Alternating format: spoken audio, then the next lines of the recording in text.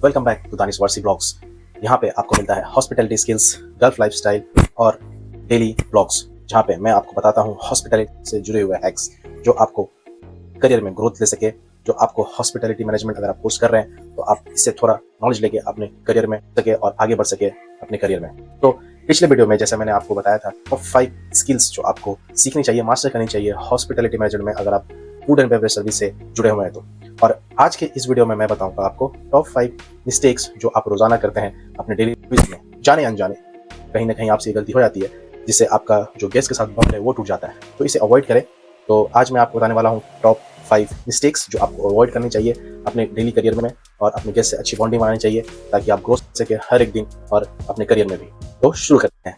तो पहला मिस्टेक है जो आपको अवॉइड करना चाहिए हमेशा as a food and beverage official. अगर आप वेटर हैं, अगर आप असिस्टेंट वेटर हैं, इवन अगर आप कैप्टन हैं, तो सबसे पहला मिस्टेक है रूड बिहेवियर और इग्नोरेंस टू द गेस्ट। आप एक गेस्ट को कभी भी इग्नोर नहीं कर सकते क्योंकि hospitality guest is always a king. क्योंकि वो आपके रेस्टोरेंट में आया है आपका सर्विस लेने, आपका फूड खाने, और बस यही एक मूव जब अगर आप बाय मिस्टेकली, आप जानबूझ के नहीं, अगर गलती से भी मिस्टेक करते हैं, अगर आप गेस्ट को इग्नोर कर देते हैं तो दोबारा वो आपके रेस्टोरेंट में कभी नहीं आएंगे क्योंकि उन्हें ऐसा लगेगा कि उनकी कोई वैल्यू ही नहीं है आपके रेस्टोरेंट में और आपने उन्हें अच्छी सर्विस नहीं दी। हॉस्पिटैलिटी का पहला रूल है guest is always a king.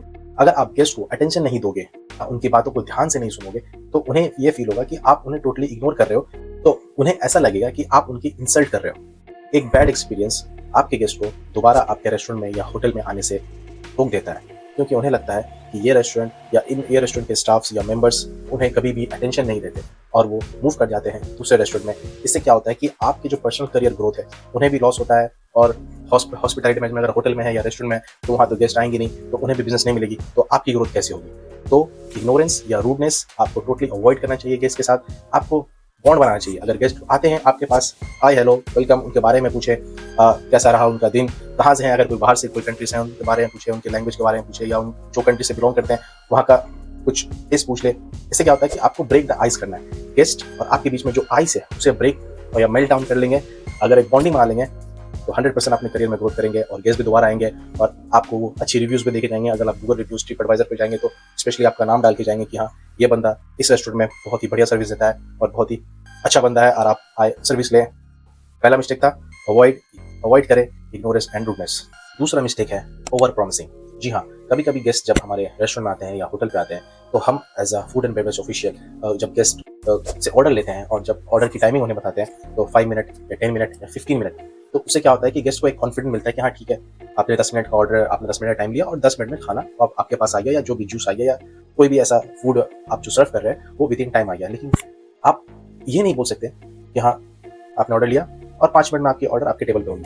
इससे क्या होता है कि अगर आपका ऑर्डर 5 मिनट में नहीं आया, 10 मिनट लग गया, 15 मिनट लग गया, तो गेस्ट का जो कॉन्फिडेंस है वो टूट जाता है, आपसे बॉन्डिंग टूट जाती है। उसे लगता है कि ये जो वेटर है सिर्फ हमें रोकने के लिए, हमें बैठने के लिए सिर्फ 5 मिनट का टाइम दे दिया, लेकिन रेस्टोरेंट काफ़ी बिजी है और ये हमें झूठ बोल के हमारा टाइम वेस्ट किया, हमें सर्विस भी अच्छी नहीं दी। पहले ही स्टार्ट में आपका बॉन्डिंग टूट जाता है गेस्ट के साथ। तो कभी भी आप ओवर प्रॉमिसिंग ना करें।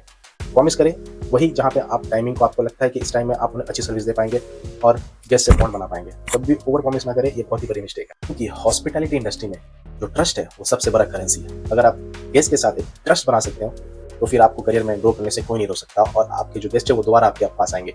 इसलिए कभी भी ओवर प्रॉमिसिंग ना करें ताकि वो जो ट्रस्ट है वो टूट जाए आपके गेस्ट के साथ। और जो तीसरा सबसे बड़ा मिस्टेक है ब्लेम गेम। जी हाँ, ब्लेम गेम ऐसा होता है कि आपने कुछ ऑर्डर लिया गेस्ट से और किचन कभी कभी गलत फूड आइटम्स आ जाते हैं आपके टेबल पे और आप सर्व कर देते हैं गेस्ट को, आपके असिस्टेंट वेटर उसे सर्व कर देते हैं। एज अ वेटर आपने ऑर्डर लिया और आपके असिस्टेंट वेटर उसे सर्व कर दिया, उसे आइडिया नहीं था कि आपने उसे क्या ऑर्डर लिया। तो जब गेस्ट आपको बुलाता है तो कभी भी गेस्ट के सामने आप अपनी कलीग्स को ब्लेम ना करें कि ये असिस्टेंट वेटर की गलती है या आई एम सॉरी मैडम क्योंकि किचन ने गलत ऑर्डर भेज दिया, आई एम रियली सॉरी। ऐसा ब्लेम ना करें। गेस्ट को चाहिए होता है सोल्यूशन। तो ये होता है कि आपकी जो प्रोफेशनलिज्म है एज अ सर्विस वो एकदम शट हो जाती है, वो ब्रेक हो जाती है क्योंकि गेस्ट को लगता है कि इस बंदे को कुछ पता ही नहीं है, इसने मुझसे क्या ऑर्डर लिया और इसने क्या खाना लेके आया या क्या फूड मुझे सर्व कर रहा है। अपने आप को काम रखें और यूनाइटेड रखें अपनी टीम को। यही सर्विस का और फूड एंड बेवरेज हॉस्पिटैलिटी का असली चार्म है। आप कोई भी सिचुएशन में हो, आप ब्लेम गेम गेस्ट के सामने ना करें, इससे आपकी इमेज बहुत ही बुरी तरीके से शैटर होती है और आपके करियर में भी डाउनफॉल आता है। तो ब्लेम गेम अपने इसके साथ ना खेलें और अपने करियर में ग्रो करें आगे। और चौथा सबसे बड़ा मिस्टेक आप करते हैं और आपको अवॉइड करना चाहिए शोइंग फ्रस्ट्रेशन और स्ट्रेस। हॉस्पिटैलिटी इंडस्ट्री में प्रेशर काफ़ी होता है। मेरे एक सर थे जिनका नाम है गौतम सर। उन्होंने कहा था कि हॉस्पिटैलिटी मैनेजमेंट में जो वर्क करते हैं वो एज अ आर्मी से कम नहीं होते, क्योंकि उन्हें वेल डिसिप्लिन, वेल मेंटेन करके चलना पड़ता है और उनके सर के ऊपर, उनके हैंड के ऊपर काफ़ी प्रेशर होता है, उनके शोल्डर पे काफ़ी प्रेशर होता है, क्योंकि गेस्ट को वो अच्छी सर्विस दे सके, अपने वैल्यू को मेंटेन कर सके, अपने ब्रांड के लेवल को मेंटेन कर सके। तो आप अगर स्ट्रेस फील करेंगे, गेस्ट के सामने रूड फेस लेके जाएंगे, आपको लगेगा कि आप एकदम बेचारे से हो गए हैं, काफ़ी प्रेशर है आपके पास, आप काम नहीं कर पा रहे हो, तो गेस्ट को ऐसा लगेगा कि ये बंदा प्रोफेशनल नहीं है। और कॉन्फिडेंट गेन करने की जगह पे आप एम्बैरेसमेंट सिचुएशन में आप फंस जाएंगे गेस्ट के सामने, अगर आपने स्ट्रेस दिखाया और काम का प्रेशर अपने फेस के थ्रू गेस्ट को दिखाया तो। क्योंकि रश आवर हॉस्पिटैलिटी का एक बहुत ही इंपॉर्टेंट पार्ट है, क्योंकि यही हमें बिजनेस देता है। अगर हम सेल नहीं करेंगे तो बिजनेस कहाँ से आएगा और आपकी सैलरी कहाँ से मिलेगी और अपने करियर में ग्रोथ कैसे करोगे।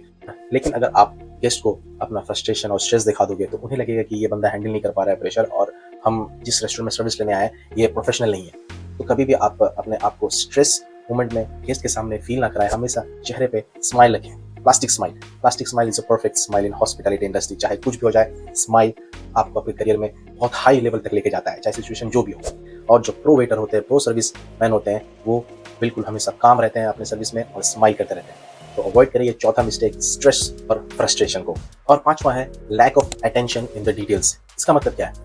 इसका मतलब ये है कि अगर गेस्ट आपके पास आए हैं और वो एज ए टेबल पर बैठे हुए हैं और वो खाना खा रहे हैं, तो कभी कभी ऐसा होता है कि उनके जो आपने टिश्यू दिया वो फिनिश हो गया, उनके टेबल पे आप जा नहीं रहे हैं, उनसे बात नहीं कर रहे हैं, उनसे पूछ नहीं रहे हैं कि आपको कुछ चाहिए या नहीं, या आपका फूड का एक्सपीरियंस कैसा है, और आप उनके टेबल पे अटेंशन नहीं दे रहे हैं। जैसे अगर टिश्यू खत्म हो गया तो उनके टिश्यू को रिफिल नहीं कर रहे हैं, या उनकी ड्रिंक्स जो वाटर होती है अगर वो एम्प्टी ग्लास है उनको आप वापस से सर्व नहीं कर रहे हैं। ये छोटी छोटी डिटेल्स आपका जो सर्विस है वो पूरा बिगाड़ देता है। राइट सीक्वेंस से सर्व नहीं कर रहे हो, जैसे कि स्टार्ट अगर आप खाना सर्व करते हो तो सूप, कोल्ड मेज़ा, हॉट मेज़ा और फिर आपका मेन कोर्स, उसके बाद डेजर्ट। एग्जाम्पल, आपने पहले सूप सर्व कर दिया, उसके बाद मेन कोर्स डाल दिया, तो उससे क्या होता है, ये पूरा ही सर्विस सीक्वेंस बिगाड़ देता है और आपको एक डल सिचुएशन में लाके खड़ा कर देता है। ऐसा लगेगा कि आप प्रोफेशनल नहीं है और आपको हॉस्पिटैलिटी का सीक्वेंस को पता ही नहीं।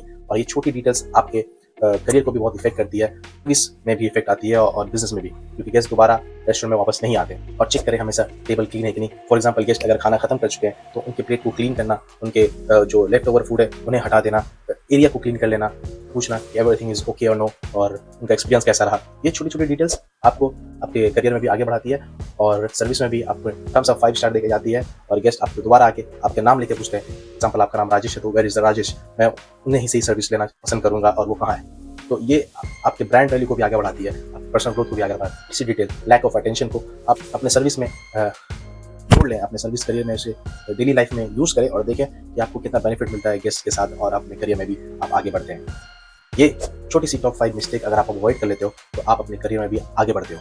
अगर आपको ये वीडियो थोड़ी सी भी वैल्यूबल लगी, अगर मैं आपको वैल्यू क्रिएट कर पाया हॉस्पिटैलिटी नॉलेज के माध्यम से, और अगर आप हॉस्पिटैलिटी मैनेजमेंट ऑलरेडी कर रहे हैं, या आप ट्रेनिंग प्रोसेस में हैं, या आप कहीं पे ऑन जॉब ट्रेनिंग कर रहे हैं, तो आप प्लीज़ मेरे चैनल को सब्सक्राइब करें और फॉलो करें दानिश वारसी ब्लॉग्स को इंस्टाग्राम पर भी और यूट्यूब पर भी, ताकि मुझे मोटिवेशन मिल सके और आपको मैं आगे भी ऐसे वीडियो बना के ला सकूँ। और नेक्स्ट वीडियो में आपको बताऊंगा कि अगर आप हॉस्पिटैलिटी मैनेजमेंट ज्वाइन करना चाहते हैं, या फिर आप अगर ऑलरेडी ऑन जॉब ट्रेनिंग में है या सोच रहे हैं, तो कौन सी डिपार्टमेंट आपके लिए सबसे बेस्ट है। कुलिनरी यानी कि chef, food and beverage service, या फ्रंट ऑफिस जो एज अ रिसेप्शन होता है, और या तो फिर हाउसकीपिंग। तो बने रहें मेरे साथ और नेक्स्ट वीडियो में मैं आपको बताऊंगा which one is the best department for you. Thank you.